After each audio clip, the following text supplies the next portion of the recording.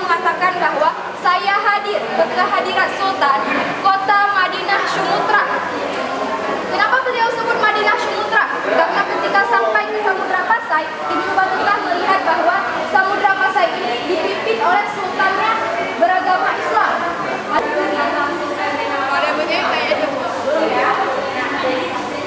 Ada barang-barang oh ada.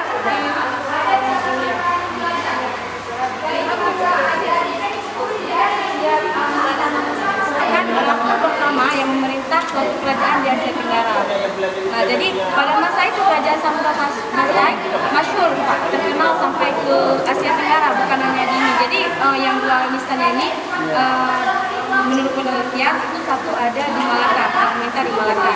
Nah, satu lagi kemarin kami diberi informasi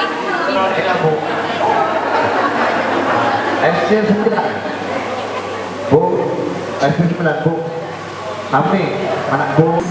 Pendiri Kerajaan Islam Samudra Pasai yang dikenal luas oleh masyarakat Asia Tenggara masa itu.